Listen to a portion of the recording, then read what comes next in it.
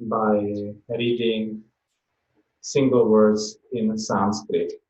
Kalam, Kalam, karma, Karma, sabhavam, Sabhavam, cha, maya, Maya, isha, Isha, Maya, Maya, Svaya, Svaya, Atmani, Atmani, Yadrichaya, Yadrikshaya, Pratam, Pratam, Vibhushu, Vibhushu, Upadade.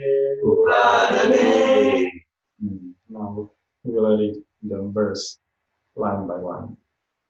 Kalam karma svabhavam cha, Kalam karma svabhavam cha, Mayesho mayaya svaya, Mayesho Maya Svaya, Atmanya Drichaya Praptam, Atmanya Drishaya Praptam, Vibhushur Upadade. Vibhushur Upadade. Kalam karma svabhavam cha, Kalam karma svabhavam cha, Mayesho mayaya svaya, Mayesho Maya Svaya, Atmanya Drichaya Praptam, Atmanya Drishaya Praptam, Vibhushur Upadade. Vibhushur Upadade.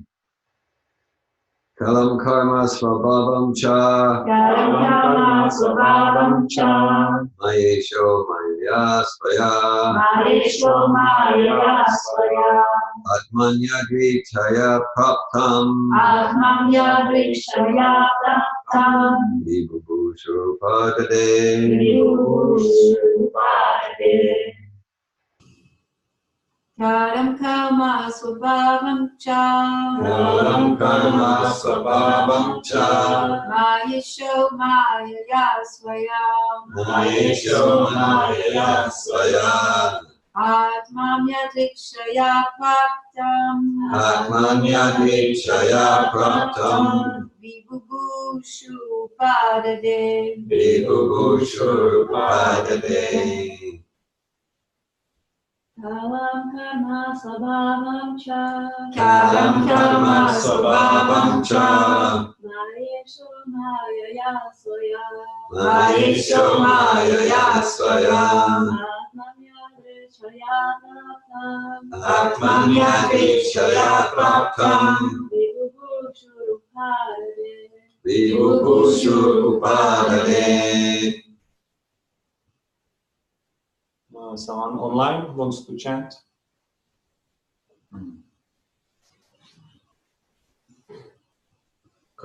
Kalam, Kalam, eternal time. eternal time. Karma, Karma, the fate of the living entity. the fate of the living entity. Sabhavam, Svabhavam, nature. nature. Cha, Cha, also. also. Maya, Maya, potency. potency. Isha, Isha, the controller. the controller. Maya, Maya, the energy. by the energy. Svaya, Svaya, of his own.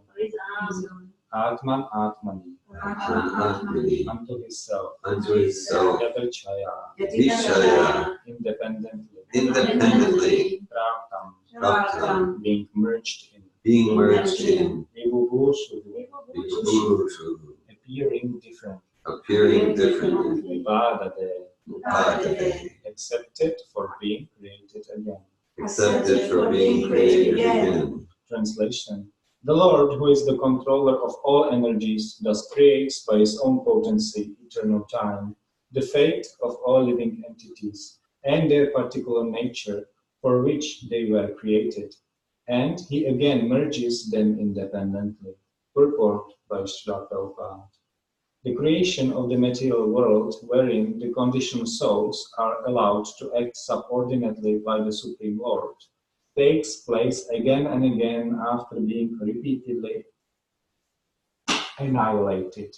The material creation is something like a cloud in the unlimited sky.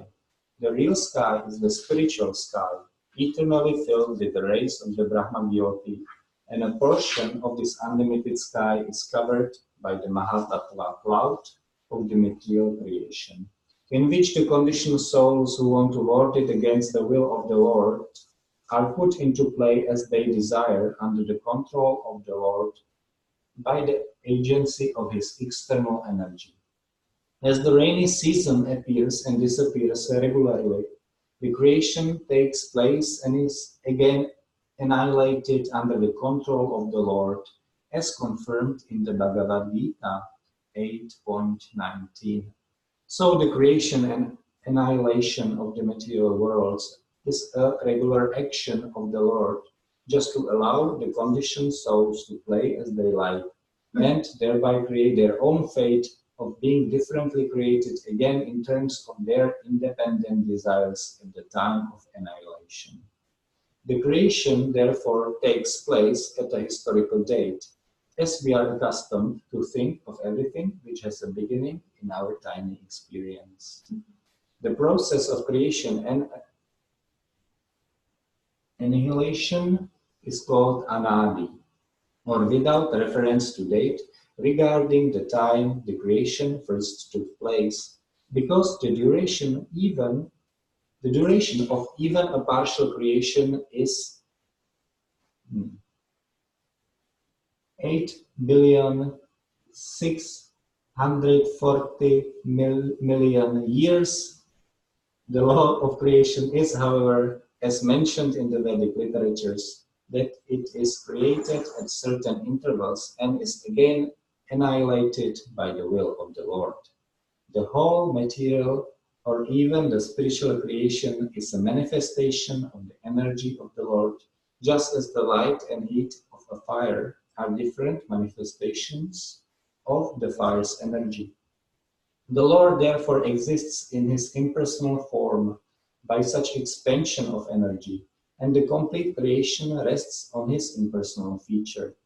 Nonetheless, he keeps himself distinct from such creation as the Purnam, or complete, and so no one should wrongly think that his personal feature is not existent due to his impersonal unlimited expansions. The impersonal expansion is a manifestation of his energy, and he is always in his personal feature despite his innumerable unlimited expansions of impersonal energies. Bhagavad Gita 9.5-7. For human intelligence, it is very difficult to conceive how the whole creation rests on his expansion of energy. But the Lord has given a very good example in the Bhagavad Gita. It is said that although the air and the atoms rest within the huge expansion of the sky, which is like the resting reservoir of everything materially created, still the sky remains separate and unaffected. Similarly, although the Supreme Lord maintains everything created by his expansion of energy, he always remains separate. This is accepted even by Shankaracharya, the great advocate of the impersonal form of the Absolute. He says, Narayana Paravyakta, or Narayana exists separately, apart from the impersonal creative energy. The whole creation thus merges within the body of transcendental Narayana at the time of annihilation, and the creation emanates from his body again with the same unchanging categories of fate and individual nature. The individual living entities, being parts and parcels of the Lord, are sometimes described as Atma, qualitatively one in spiritual constitution. But because such living entities are apt to be attracted to the material creation, actively and subjectively, they are therefore different from the Lord. Om Ainama Timirandasya Dhananjana Shalakaya Chakshur Umilitam Yena Tasmai Shri Gurave Namaha. I was born in the darkness of ignorance, and my spiritual master opened my eyes with the torchlight of knowledge. I offer my respectful obeisances unto him. Nama Om Vishnu Padaya Krishna Krishtaya Bhutale Srimate Bhakti Vedanta Swamini Iti Namine Namaste Saraswati Deve Gauravani Pracharine Nirvishesha Srinivadi Praskritare Chakari Kalam Karma Sabhavam Cha Mayesho Mayaya Svaya Atmanyadrichaya Praptam Vibhubhushur The Lord, who is the controller of all energies, thus creates by his own potency, eternal time, the fate of all living entities and their particular nature, for which they were created, and he again merges them independently. Hare Krishna. So this is Srimad-Bhagavatam, is the follow-up series of books on the Bhagavad Gita, which is the introductory course in the science of self-realization. And in the Bhagavad Gita, there are 5 subjects, 5 main topics described. That's the God, that's Krishna, of course. Spiritual life, we want to talk about God, and he's the supreme person. He's the supreme person. But he's not the only person. There is also the living entity. The living entity is also a person, but it's not a supreme person. So the living entity is the second topic, second subject matter. The third one is the material nature, the environment that we find ourselves with, the bodies that we have, and the relationships that we have here. They are perceived within the 3 modes of material nature. And then there is karma. Karma is the law of action and reaction. Karma also means action, or it can be action and reaction. And like everyone who is spiritual knows about karma. So there is so much about karma. So this real spiritual life is to create a karma-free life, because the action and reaction, it binds us to the repetition of birth and death, mrityu samsara vartmani. And then there is the 5th factor, 5th topic, and the topic is time, the time. And it's also very important because it's 5 main topics of the Bhagavad Gita. And maybe, like in my experience, usually we don't talk about time so much, maybe about the scope, the living entities, the material nature, and karma. But here we have opportunity to talk a little bit about time. I'm very fortunate. It's about time. It's about time. The whole thing is about time. Yes. Yeah, and it's like we can take a look. What's our relationship with time? It's like, what's my relationship with God? What's my relationship with time? And most of us, we tend to resist time. We tend to resist time. Like often we might say, like, I don't have enough time because I feel distressed because I don't have enough time. Yes. Yeah. And that's like, okay, I might be saying to everyone, I don't have enough time. I don't have enough time. But then I might end up squandering the time I have in some activity that does not add anything. That's like the relationship to time in the mode of ignorance. Then there is the relationship with time in the mode of passion. It's like, I don't have enough time and I always engage in some activity. It's like those working people, like going to work at 6 a.m., always busy, always online, always connected to the smartphone, the email, responding to messages, going to meetings, engaging with everyone, like thinking big, I don't know, whatever. Yes, there is we've also here read about the sky, like the material creation is like a cloud that's covering the eternal spiritual sky, and the activities is like the thunderbolt, the thunder, the sound from the clouds when there is storm. So that's like a relationship to time in the mode of passion, in the mode of rajas. And there is a relationship to time in the mode of sattva. That's like, okay, I have this amount of time. I have 20 hours per day. I have maybe, I don't know, maybe 32 years of life, maybe 50, maybe 70 years of life. So, Maybe 2 days. maybe today. Yeah, maybe one moment.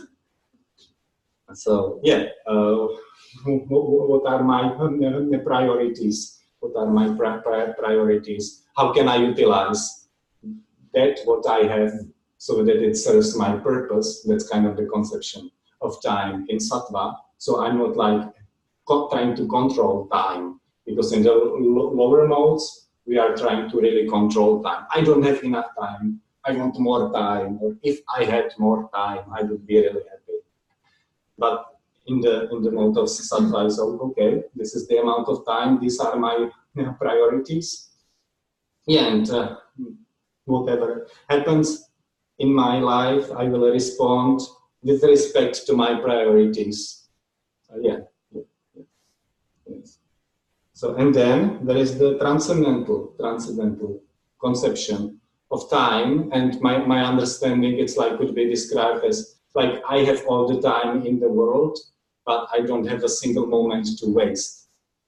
I have all the time in the world, and I don't have a single moment to waste. That of course does not mean like I will be like running around like a dog, trying to like squeeze joys from every moment. But it's like, yeah, it's like having space, being in the conception that I have as much time as it takes to do really important things, and of course, and at the same time, I'm focused on Krishna, focused on self-realization. So that's like the time, the perception of time. Well, yes, and then the conception of time disappears in the spiritual consciousness. Of course, one who is in spiritual consciousness, he deals with the time when he happens to be in the environment of time. At the same time, that's like the timeless experience, and we can have glimpses of that. Mm-hmm. So that's the time, how it is perceived. And yeah, in Bhagavad Gita, Krishna says, I am the time, the destroyer of the worlds. Yeah, so it's like it seems superficially, at least, that the time is the problem, is the cause of all problems. Yes. Yes, like it's not just I don't have enough time, but like all I create here, everything will be destroyed in time. This body dwindles and vanishes in time. Like if I want to enjoy something, in time it will become less and less enjoyable. Like with everything, eating, sex, even watching some video, watching some movie. Yeah, maybe I can get myself entertained. Maybe I don't know, 20 minutes, 2 hours, 3 hours, but try to watch it for 50 hours. It's like a stretch, even though it might be very enjoyable in the beginning. Yes, yeah. So it seems that if we were to get rid of time, we can get rid of all the distress. But it's like here in this world, the time is also the cause of the happiness or the conception of happiness. Because without the time, the material nature could not work, because the time provides the background for the interactions of the material nature. Is here. It's like the background. And so in that time, we get to transform, like Prabhupada used the word play. The conditioned souls, yeah, Lord just allows the conditioned souls to play as they like, and thereby create their own fate. So this is the environment we are with, and due to time, we can play the matter. We can play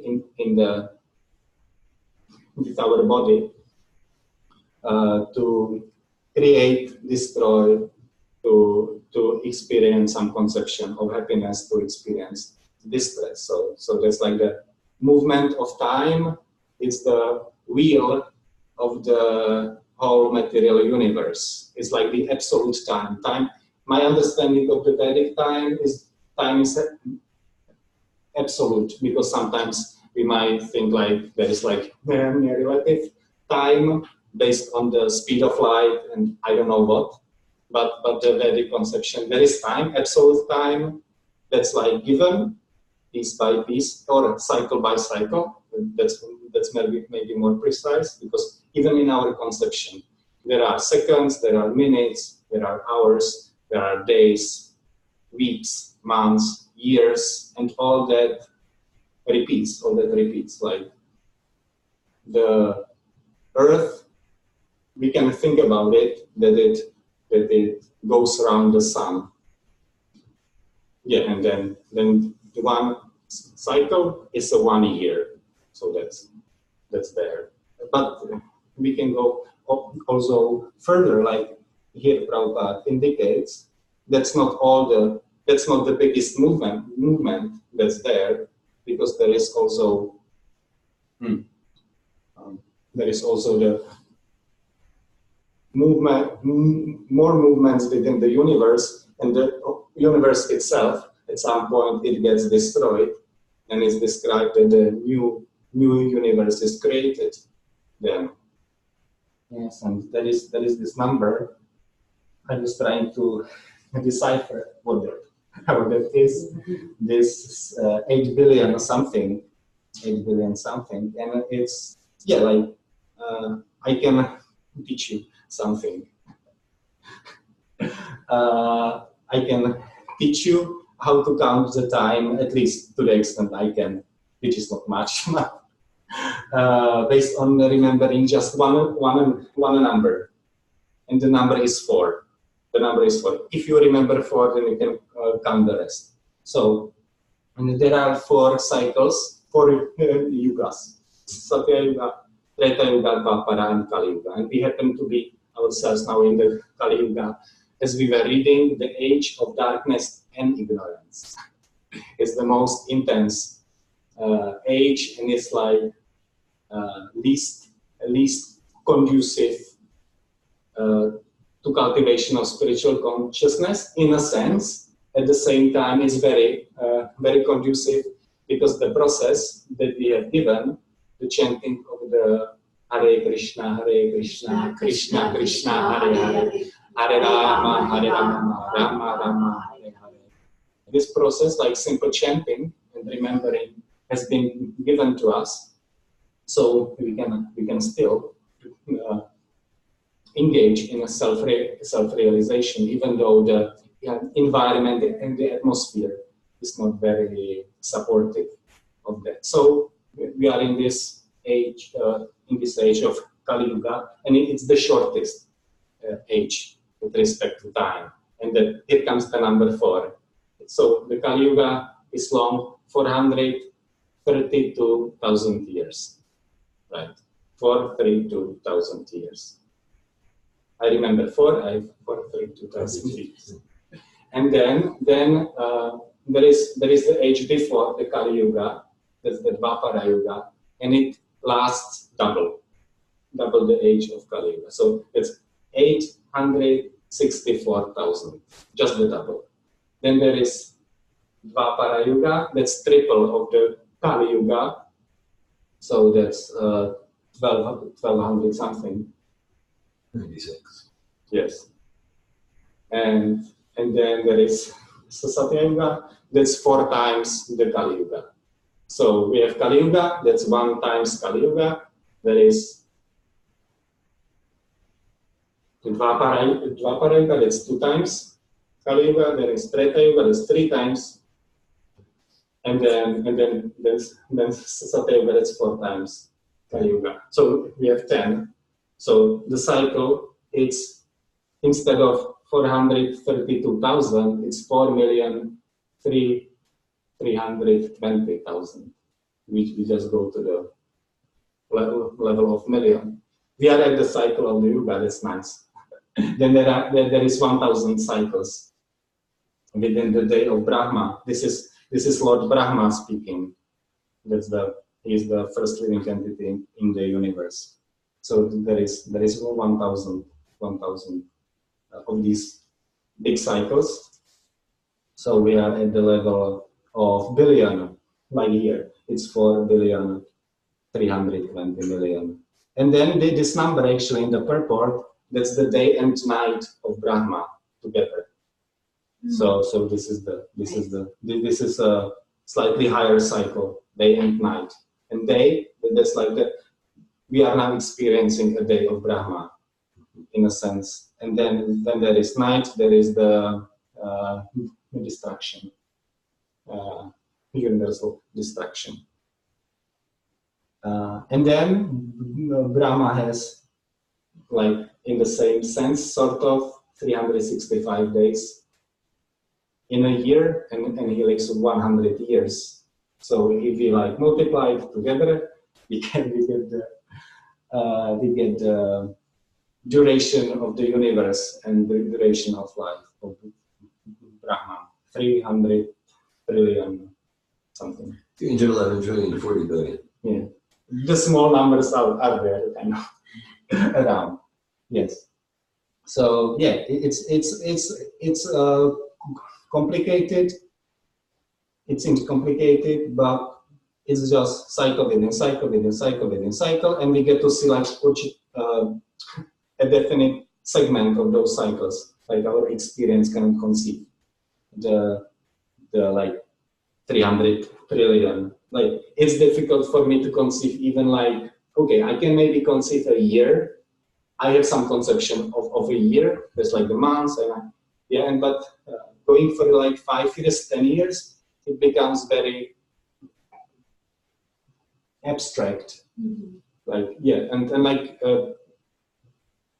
most people struggle with that in my experience, like in pursuing like the short term some short term goal, because for most of us it's difficult to like have the conception of like more than like few months, maybe a few days. Yes.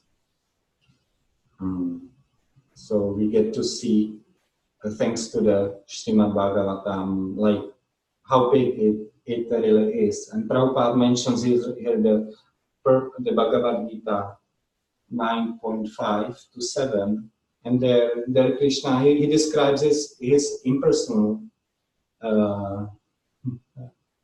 expansions, his impersonal energies. And like there is this example that some people imagine like, okay, the God is supporting the whole world, and there is like this picture of the very tired man holding the globe, and he's like very tired, and that's such a struggle to hold like that. And of course, like we do not get to see like a man really holding the globe. It's like not there apparently, at least to what the scientists say. Yeah, like it's not like so primitive, because Krishna, he's very smart. So it's like precise universal mechanism that seems to work on its own. It's like when I have a very expensive watch. Like I used to wear watches, but after the advanced course I stopped. So yeah, if I have a very expensive watch, the battery can actually last like 15 years or something. Maybe I can even get like 30 years. Like it really runs, it seems, by itself, because the mechanism is so precise that it does not require that much to make it run. And if I have some cheap watch, I'm changing the battery maybe every year, maybe half a year, and so on. So the universal arrangement is so precise that it's not like that Krishna would need to come every second or Dharma. I'm like, okay, this is a little bit wrong, so I will move it here and there. It's like very precise, and it can be it basically is set into motion at the beginning of the creation of the universe. Yes, and then in the purport we have the discussion of the it's like, okay, God creates this world, but he's not directly involved with it.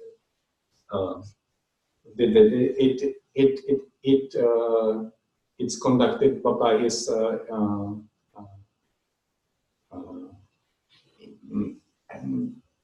expansions, and it's also in that part of Bhagavad Gita, in the 9th chapter, like Krishna's presence is like it pervades all the material universe. It's like it can be likened to wind, like a wind. It like wind is in every place. There is wind in the Czech Republic, and there is wind here, and at every place we can perceive some wind. It moves. So in the similar way, the Lord's energies are pervading the creation, and like through that, like through seeing the God in nature, we can actually start to associate with Him. Yeah, there's rasoham sukamteya, so you can. Krishna says, "I'm the taste of water." So every time we drink water or liquid, we can think of Krishna. I'm the light of the sun and the moon. Krishna says also, Prabhashmi Shasi Shuryayo. So every time today is again a nice sun. As soon as we see sun, we can remember Krishna. At night there is moon. So these are like opportunities for us to remember. Of course, the person is different than the material creation that we see, but we can start to build or rebuild our relationship with Him. That we see His creation. But it's not like it happened by chance or it's a random creation. It's because it was created by God, and by that we can start to recreate our lost relationship with Him.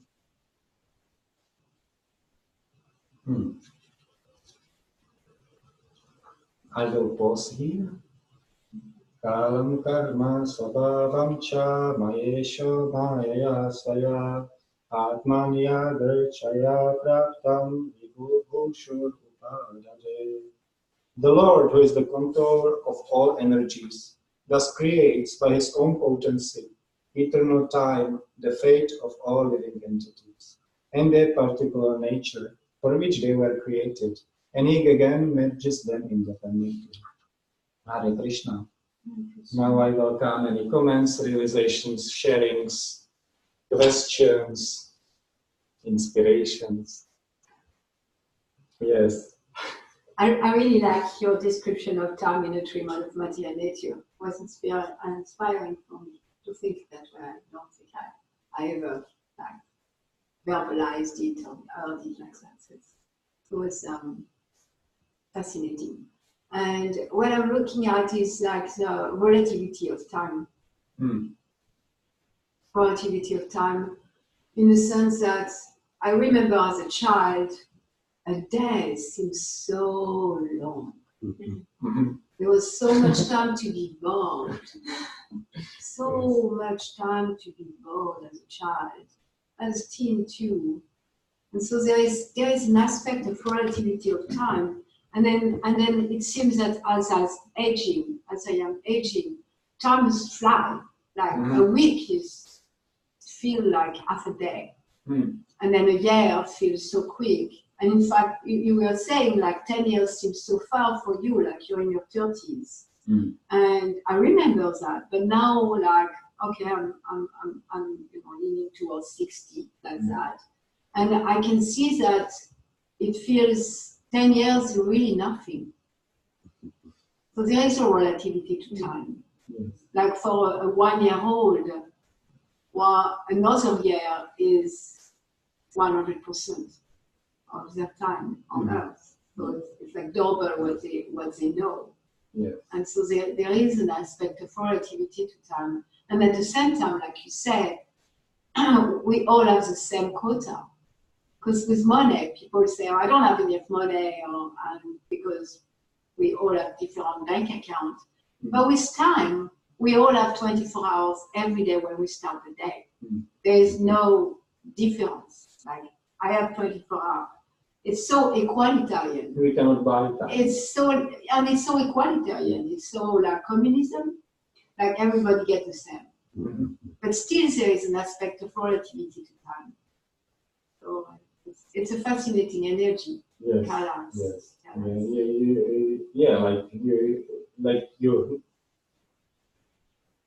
You feel inspired by my explanation of the time in the modes of material nature, and you are like thinking, like seeing like how you perceive time, like as you were a child, then later, and how you are perceiving time now, and it feels like the time flies faster and faster for you throughout the life. And maybe I wouldn't say the relativity of time, but I would say the relativity of the perception of time. Like because it gets processed by the mind. So the time is still the same. It's 24 hours. It's 24 hours for the child and for the parent, for the old person. Yes, but it's perceived differently, definitely. And yeah, like your example, within the lifetime, and also it differs between species of life. Like the ant, in a sense. Firefly. Yeah. Firefly, yes. Yeah, like the ant, his kind of relative experience is, okay, I have the life of like 100 years. Because in a sense, everyone has like 100 years. Yeah. Let's say by his experience, so those 100 years is different than our experience or the demigod maybe 100 experience. days of always. Yes. Yeah, so the time is not relative, it's 24 hours, but then our perception of time is very different. Yes. Yeah. Or love bug, you know those bugs? They have one day. They have 100 years is one day. They live one day. Yes. So I imagine that 1 minute in their life feels like very, very long. Versus for us, 1 minute is, we barely perceive that 1 minute. Yeah. That's a question, really. I'm not sure about if you can think about it like that, because our consciousness is more developed than the bug consciousness, at least. We think. Relatively.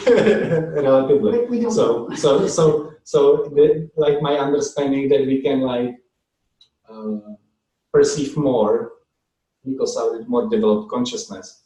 So I'm not sure how, like if the bug really experiences that as like very long, because if I extend it to the demigods and Lord Brahma, he like experienced the huge length of time, but his consciousness is so developed that he can still like come and deal with like us, let's say, because it might lead to like a conception that if my time is shorter, then I can do more things in the same period of time. But like Lord Brahma can do much more in his hour than we do in our hour. Does it make sense?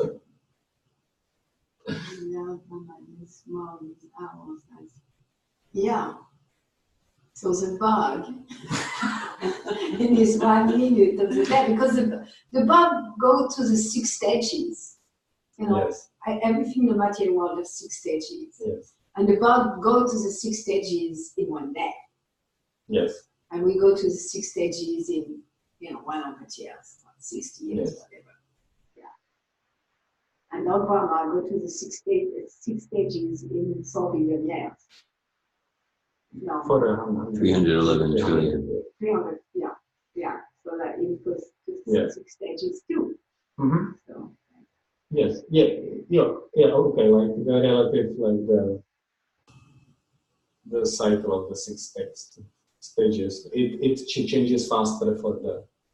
and that's what time is measured by, isn't it? By those 6 stages. Well, the time is measured by the movements of the sun. So that's and like that's. Yeah, those stages, they're symptoms, they're the effects of time. Yeah. As you were recorded, Kalos me, Pravita Lokakshaya Krit, the destroyer of time I am, the destroyer of everything. So that's material time. It destroys everything, and then the timeless space, transcendental time, when we're engaged in the eternal activity, devotional service to Sri Krishna, then time doesn't destroy that. Then we're engaged in what those living entities situated in eternity do. So that's the practical formula to transcend time. And days. And There is also too much time. Like I feel like in the mode of tamas, it feels like I have too much time. Like if I'm depressed and I don't want to do anything, and I kind of hope like that the day would like go by somehow. That you can go to sleep. Yeah, exactly. And I know my grandparents have it too. Like they're so disappointed that they like don't sleep. Like they are not able to sleep like 9 hours a day anymore. They sleep like maybe 4 hours a day, and it means like 20 hours of suffering, really. So, and I can relate to that experience. So it's also like there is not only like I don't have enough time. It's also like a child. Like I also remember like to be bored. There is also too much time. Or like if I don't know if I'm pregnant and then I have to wait 2 weeks. It's long. Like I don't know what. It's so long. Takes 2 weeks. Takes 2 weeks are long. Like 20 years. Or if I go on Sankirtan, then 1 minute. seems like 12 years or more. Yeah, I think like I have been probably on the street already like about 8 hours, and then I look at my watch and it's like 5 minutes. I'm like, oh no. Time goes so slow in the street of Central Time. So I don't know. There is volatility. Yes. And because I like my victim consciousness, so I don't think it's like a relationship with the consciousness with the time, but it's like being imposed. Like if I say, okay, Krishna, I will do 1 hour Sankirtan, then Krishna says, okay, I will extend this 1 hour, so it's like 10 days. And it has nothing to do with my consciousness.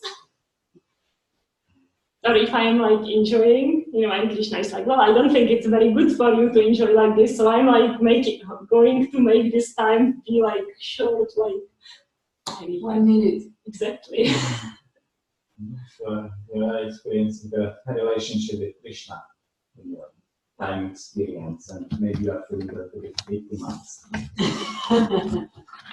But it's interesting because like even with the depression, I feel like the time is so slow. At the same time, I have no time to do anything. Mm-hmm. So that combination is really strange to me. Like if I'm depressed, I feel bored. I'm like frozen, and I feel like bored. Like I want the time to go fast, but at the same time, it feels like there was no time in the day whatsoever. Mm-hmm. So that's really strange. Yeah, that's what I'm noticing is that our relationship with time is very relative to our experience of time. And I do believe that it's connected with what you were speaking about, the three modes of material and transcendent time. Transcendent time and the spiritual path. In the material world, everything is run by time. It's a driver, it's an energy that private. And in the spiritual world, time is conspicuous by its absence, and everything is run by love. So, like we have that choice to make life be run by devotional service, love of God.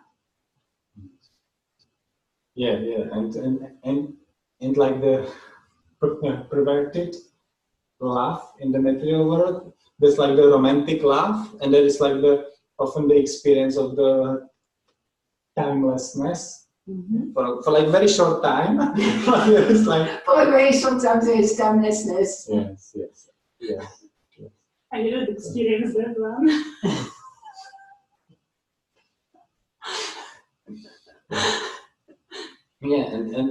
I think it's very important to and like what Radhini said about the mode of tamas. It can very much feel like there is so much of time, and at the same time I don't have time to do anything. It's like yes. Yeah, it was, as Molly said, I appreciated the how you addressed the relationship with time in the different modes, the three modes and transcendence. I appreciated that. It gave me a nice structure, a nice framework.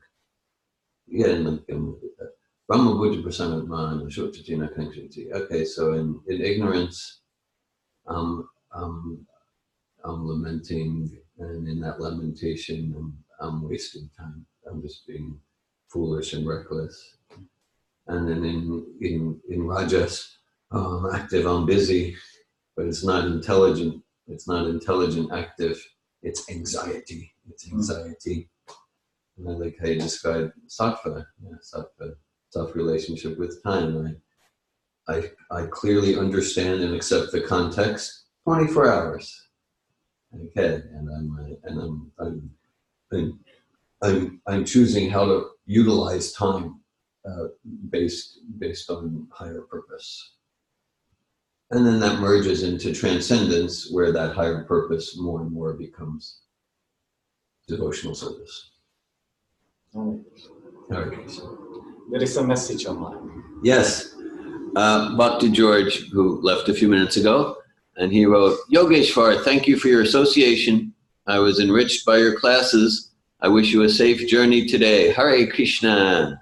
Yes, I have an opportunity to enhance my relationship with time after 20-something hours of traveling and waiting.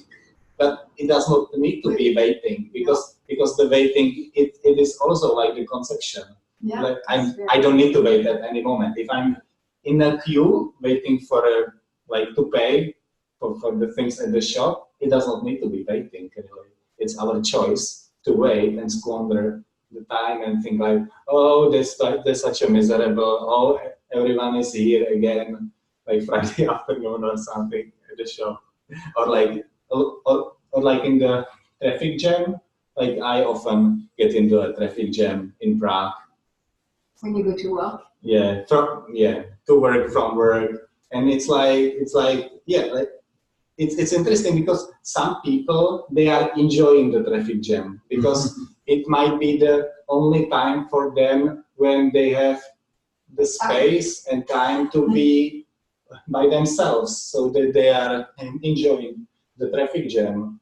So it's about our relationship, and this can be a great opportunity because it creates a structure. Like if I'm waiting, it creates a structure like space. Okay, I can open the Bhagavad Gita, read something. So yeah, waiting is not one of the 9 processes of devotional service. Now I looked on the list. So we can be in this waiting situation where, I get to engage in Shravanam Kirtanam. And so I get to breathe, connect. Yeah, I get to Smaranam. I get to listen to Prabhupada. I get to chant Bhagavad Gita verses. That's great. Thank you, Krishna. I get to stand in line for Krishna. I get to stand in line for Krishna. Yes. Get beautiful vegetable and for Krishna. Hare Krishna. Srimad-Bhagavatam ki Jai. Srila Prabhupada ki Jai. Thank you, Yeshua. Hare Krishna, Hare Krishna. Hare Krishna.